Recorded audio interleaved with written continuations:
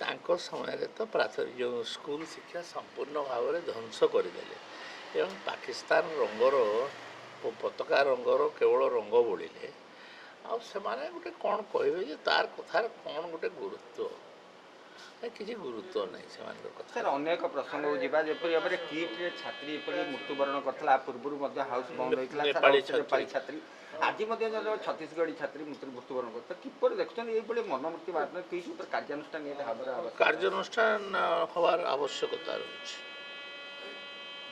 ସରକାରଙ୍କୁ ଆପଣ କହିବେ କି? ମୁଁ କଥାବାର୍ତ୍ତା ହେଉଛି ଉଚ୍ଚ ଶିକ୍ଷା ବିଭାଗ ସହିତ କ'ଣ କରାଯାଇପାରେ। ସାର୍ ଗ୍ରୀନ୍ ପତାକା କଥା ଯେଉଁ କହିଲେ ସେ କହୁଛନ୍ତି ଜାତୀୟ ପତାକାରେ ଅଛି ଗ୍ରୀନ୍, କ'ଣ ସବୁ କହୁଛନ୍ତି? ଆଚ୍ଛା ଗ୍ରୀନ୍ ଟୋଟାଲ ଗ୍ରୀନ୍ ତ ନାହିଁ। ଟୋଟାଲ ଗ୍ରୀନ୍ଟା କାହାର ପତାକା? ପାକିସ୍ତାନର ପତାକା। ଆଉ ଟୋଟାଲ ଗ୍ରୀନ୍ ତୁମେ କରିବ କେମିତି ହେବ? ପାକିସ୍ତାନର ପତାକା ଟୋଟାଲ, ଆମର ସବୁଜ ରଙ୍ଗ ସହିତ କିଛି ବିବାଦ ନାହିଁ, କିନ୍ତୁ ତୁମେ ସବୁ ଟୋଟାଲ ସବୁଜ କରିଦେବ ସବୁ ଜାଗାକୁ। ସବୁଜ ରଙ୍ଗଟା କାହାର? ପାକିସ୍ତାନର। ତ ଆମେ କହୁଛୁ ପାକିସ୍ତାନୀ ପତାକା, ଆଉ କ'ଣ କହୁଛୁ? ତୁମେ ଭାରତରେ ପାକିସ୍ତାନୀ ପତାକା ରଙ୍ଗର କରିବ? ଆମ କଲର ନାହିଁ, ଆମ ପୁରା ଗେରୁଆ ରଙ୍ଗ। ଆମ ଦେଶର ରଙ୍ଗ କ'ଣ? ଗେରୁଆ ନା।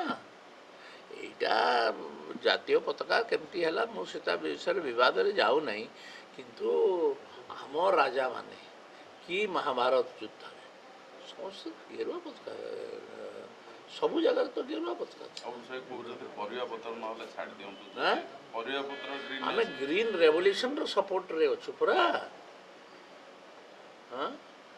ଆମେ ସବୁଜ ବିପ୍ଳବର ସମର୍ଥନରେ ଅଛୁ, ସବୁଜ ରଙ୍ଗ ସହିତ ବିବାଦ ନାହିଁ, କିନ୍ତୁ ସମ୍ପୂର୍ଣ୍ଣ ଭାବରେ ସବୁଜ ତୁମେ କରିଦେବ କେମିତି ହେବ?